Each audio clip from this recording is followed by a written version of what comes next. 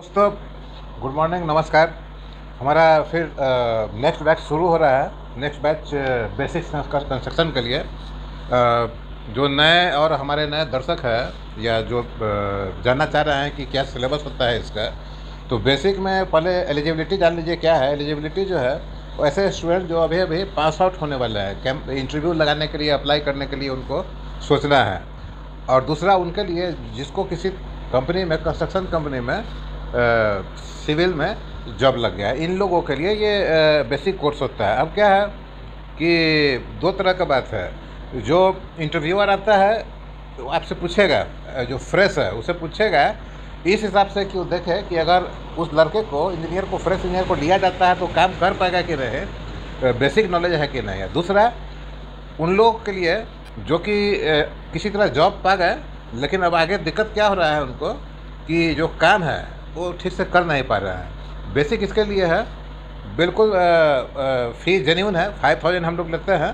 और आपको 1 to 1 weekly, सप्ताह में एक दिन एक्सटेंसिव कोर्सेज दिया जाता है। ठीक है, ऑनलाइन दिया जाता है और एक्सरसाइज भी करवाया जाता है। तो रजिस्टर करें तो आपके दिमाग में ये आएगा, जो हमारे नए सब्सक्राइबर हैं या नए दर्शक हैं, उनको सोच रहे होंगे कि भाई कौन है, आप किससे ट्रेनिंग लें।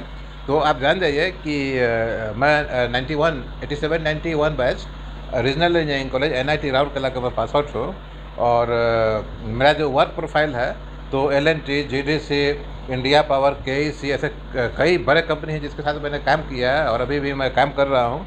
एज ए कंसल्टिंग इंजीनियर में काम कर रहा हूँ।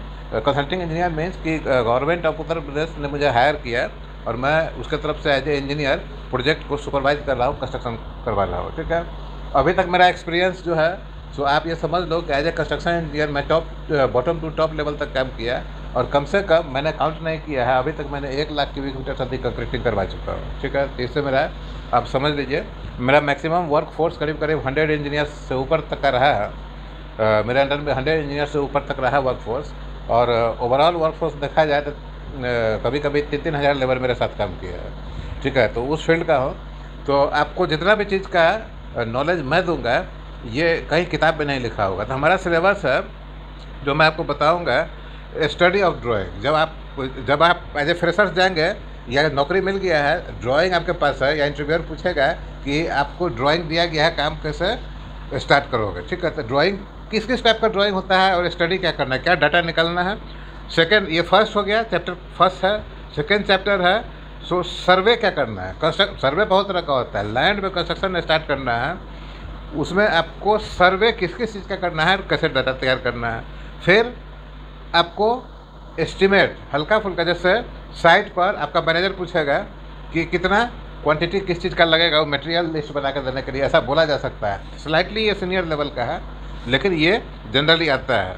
ठीक है, और ये सभी ऊपर का तीनों चैप्टर ख़त्म होने के बाद ये सब डाटा जो आपके पास आ गया है तो काम को स्टार्ट कैसे करना है। तो 4 चैप्टर है, study of drawing, survey of land और एस्टिमेट और स्टार्टअप जॉब। ठीक है, आपका चार्जेज होगा 5000 रुपीज़। सप्ताह में एक दिन एक्सटेंसिव क्लास चलेगा। आप ये मान के चलिए कि ये संडे को होगा, ज़रूरत पड़ने पर सैटरडे को भी क्लासेस लगेगी, लेकिन जनरली संडे को होगा। और इसको 2 वीक में हम लोग 2 मंथ में पूरी तरह से ख़त्म करेंगे। 2 मंथ मतलब 8 संडे। ठीक है, तो जल्दी से जल्दी इसमें जुड़िए। चूँकि 1 to 1 एक्सटेंसिव है, इसलिए ध्यान रखने वाली बात यह है कि टाइम बहुत कंस्टेंट होगा। इसको ग्रुप में नहीं दिया जाएगा, एक्सटेंसिव ट्रेनिंग होगा। जब टाइम कंस्टेंट है, आप इस बात से ध्यान रखिए कि अगर 4 स्टूडेंट भी आ जाता है तो कम से कम संडे का 4 से 5 घंटा मेरा ऐसा ही क्लास और नेट इंगेज रहेगा। ठीक है, अगर 12 स्टूडेंट आ गया तो संडे को 12 घंटा मेरा इंगेज रहेगा। तो इस हिसाब से जितना जल्दी हो सके आप कीजिए। इसमें आपको पढ़ाया भी जाएगा और क्वेश्चन देकर PDF के थ्रू उसका आपसे आंसर भी लिया जाएगा। फिर आपको बताया जाएगा ऑनलाइन कि आपको कैसे क्या इसमें सुधार करना है, या जो आपने किया है वो पूरी तरह से ठीक है। तो हरी अप एंड रजिस्टर, आपको कोई बताएगा नहीं, किताब में ये सब चीज़ लिखा हुआ नहीं है, या लिखा हुआ है तो उसका इम्प्लीमेंटेशन के बारे में इंजीनियरिंग कॉलेज के प्रोफेसर्स आपको नहीं बता पाएंगे। ठीक है, हम ये इसलिए बोल रहे हैं कि आजकल दुनिया में पूरा वर्ल्ड वाइड देखिए क्या हो रहा है, किसका नौकरी जाएगा, किसका रहेगा, किसको मिलेगा, कुछ भी कहना मुश्किल है। तो तो इस चीज़ में जो स्किल है, स्किल ही आपका काम देगा। भाई आप IIT से मान लीजिए पढ़ के आते हैं और पढ़ लिया रिटर्न में, मैं कुछ को इंटरेक्ट किया हूँ, IIT का लड़का है, वो UPSC में मॉक इंटरव्यू लगा रहा था, सिविल का लड़का था, सिविल इंजीनियरिंग का लड़का है, मॉक इंटरव्यू विकास दिव्यकृति या ऐसा किसी के क्लास में मॉक इंटरव्यू लगा रहा था।